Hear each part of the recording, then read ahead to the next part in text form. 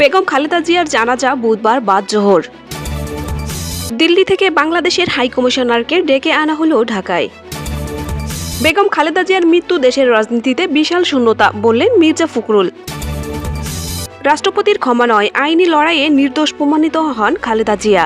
শুনছিলেন শিরোনাম, এবারে বিস্তারিত। বিএনপি চেয়ারপারসন ও সাবেক প্রধানমন্ত্রী বেগম খালেদা জিয়ার জানাজা বুধবার বাদ জোহর মানিক মিয়া এভিনিউয়ে অনুষ্ঠিত হবে। মঙ্গলবার মন্ত্রিপরিষদ মিটিং শেষে এক সংবাদ সম্মেলনে একথা বলেন আইন উপদেষ্টা আসিফ নজরুল। তিনি বলেন, জানাজার পর তাকে রাষ্ট্রীয় মর্যাদায় দাফন করা হবে। এদিকে নয়াদিল্লিতে নিযুক্ত বাংলাদেশের হাই কমিশনার রিয়াজ হামিদুল্লাহকে জরুরি ভিত্তিতে ঢাকায় ডেকে এনেছে অন্তর্বর্তীকালীন সরকার। ডাক পেয়ে সোমবার রাতে ঢাকায় পৌঁছান তিনি। হাই কমিশনার রিয়াজ হামিদুল্লাহ ঢাকা ফেরার তথ্য নিশ্চিত করে পররাষ্ট্র মন্ত্রণালয়ের একটি সূত্র জানিয়েছে, ভারতের সঙ্গে দ্বিপক্ষীয় সম্পর্কের সাম্প্রতিক পরিস্থিতি সম্পর্কে বিস্তারিত ধারণা পেতে বাংলাদেশ দূতকে জরুরি ডেকে পাঠানো হয়েছে। সূত্র জানায়, ভারতের সঙ্গে বিদ্যমান সম্পর্ক পর্যালোচনায় সোমবার জাতীয় নিরাপত্তা উপদেষ্টা ডক্টর খলিলুর রহমান ও পররাষ্ট্র উপদেষ্টা মোহাম্মদ তৌহিদ হোসেনের মধ্যে এক দফা আলোচনা হয়েছে। আজকালের মধ্যে তারা দিল্লি ফেরত কমিশনারকে নিয়ে বসতে পারেন। সম্প্রতি ইনকিলাব মঞ্চের আহ্বায়ক শরীফ ওসমান হাদি ও ময়মনসিংহ পোশাক কারখানার শ্রমিক দীপু চন্দ্র দাসকে নির্মম হত্যাকাণ্ডকে কেন্দ্র করে দুই দেশের সম্পর্কে নতুন চ্যালেঞ্জ তৈরি হয়েছে। ভারতে থাকা বাংলাদেশের মিশনগুলোতে হামলা ও ভাঙচুরের ঘটনা ঘটেছে। দিল্লিতে বাংলাদেশ হাই কমিশন এবং আগরতলায় বাংলাদেশ সহকারী হাই কমিশনের ভিসা ও কনসুলার সেবা বন্ধ করে দিয়েছে ঢাকা। সংখ্যালঘুদের নির্যাতনের অভিযোগ তুলে পশ্চিমবঙ্গের শিলিগুড়িতে বাংলাদেশের ভিসা কেন্দ্রে হামলা করেছে হিন্দুত্ববাদী তিনটি সংগঠন। এরপর ভিসা কেন্দ্রটি অনির্দিষ্টকালের জন্য বন্ধ করে দিয়েছে বাংলাদেশ। এসব ঘটনাকে কেন্দ্র করে ঢাকা ও দিল্লিতে দুই দেশের হাই কমিশনারদের পাল্টাপাল্টি তলবের ঘটনা দ্বিপক্ষীয় সম্পর্কে নতুন করে উত্তেজনা তৈরি করেছে। 2 সপ্তাহের ব্যবধানে দুই দেশের দুবার করে পরস্পরের কূটনীতিককে তলব করে নানা ইস্যুতে প্রতিবাদ আর উদ্বেগ জানিয়েছে। সর্বশেষ গত 23 ডিসেম্বর দিনের শুরুতে ঢাকায় ভারতের হাই কমিশনার প্রণয় ভার্মাকে পররাষ্ট্র মন্ত্রণালয়ে তলব করা হয়। এর জের ধরে এদিন বিকেলে দিল্লিতে ভারতের পররাষ্ট্র মন্ত্রণালয় তলব করে বাংলাদেশের হাই কমিশনার রিয়াজ হামিদুল্লাহকে। একই দিনে দুই দেশের দূতকে পাল্টাপাল্টি তলবের ঘটনা দুই দেশের সম্পর্কের ইতিহাসে এটাই প্রথম।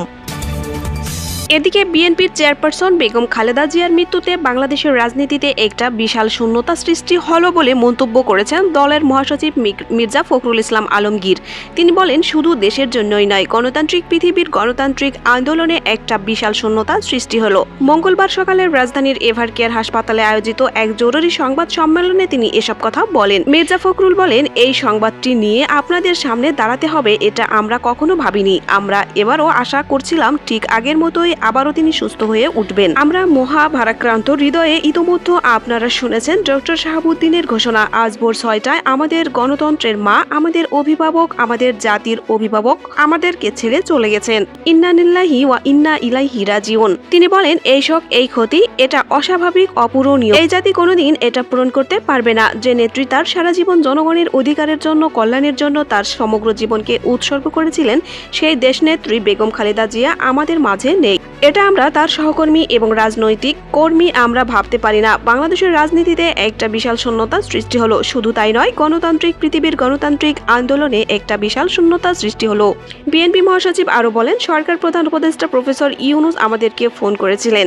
ইতোমধ্যে সিদ্ধান্ত নিয়েছেন সকাল 10:30টায় তারা একটা স্পেশাল ক্যাবিনেট মিটিং করবেন। সেই ক্যাবিনেট মিটিংয়ে তারা দেশনেত্রী বেগম খালেদা জিয়ার যে শেষ কথাগুলো, তার জানাজা, তাকে রাষ্ট্রীয় মর্যাদায় দাফন করা, তাকে রাষ্ট্রীয় মর্যাদা দেওয়া, এই বিষয়গুলো নিয়ে একটা সভা করবেন। এরপর আমরা পুরো জিনিসটাকে কোঅর্ডিনেট করে আবার সেটা আপনাদের সামনে জানাবো। এদিকে জুলাই গণ অভ্যুত্থানের পর বেগম খালেদা জিয়া চ্যারিটেবল ট্রাস্ট মামলার 7 বছরের দণ্ড এবং জিয়া অরফানেজ ট্রাস্ট মামলায় 10 বছরের দণ্ড রাষ্ট্রপতি মওকুফ করেছিলেন। কিন্তু বিএনপি চেয়ারপারসন রাষ্ট্রপতির ক্ষমায় মুগ্ধ থাকতে রাজি হননি। তিনি আইনি লড়াইয়ের মাধ্যমে নিজেকে নির্দোষ প্রমাণের সিদ্ধান্ত নেন। শেষ পর্যন্ত দেশের সর্বোচ্চ আদালতে শীর্ষ আইনি লড়াই চালিয়ে 2টি মামলাতেই নির্দোষ প্রমাণিত হয়ে বেকসুর খালাস পান তিনি। খালেদা জিয়ার আইনি অ্যাডভোকেট জয়নুল আবিদ ও ব্যারিস্টার ফয়সাল কামাল জানান, রাষ্ট্রপতির মওকুফের পরও তারা কেন আপিল শুনানি করেননি তা নিয়ে জনমতে প্রশ্ন ছিল। তারা বলেন, বেগম জিয়া আইনের প্রতি শ্রদ্ধাশীল। রাষ্ট্রপতির মওকুফের ক্ষমায় বিষয়টি যুক্ত থাকে, কিন্তু খালেদা জিয়া বিশ্বাস করেন তিনি কোনো অপরাধ করেননি, তাই তিনি ক্ষমা চাননি এবং আইনজীবীদের নির্দেশ দিয়েছিলেন আইনি পথেই এটি মোকাবেলা করতে। সুপ্রিয় দর্শক, এই ছিল এখনকার মতো সর্বশেষ আপডেট সংবাদ। পরবর্তী আপডেট সংবাদ পেতে অবশ্যই ভিডিওতে একটি লাইক দিন এবং অনুরোধ থাকবে চ্যানেলটি সাবস্ক্রাইব করে বেল আইকনে ক্লিক করুন এবং মতামত কমেন্টে জানান। আল্লাহ হাফেজ।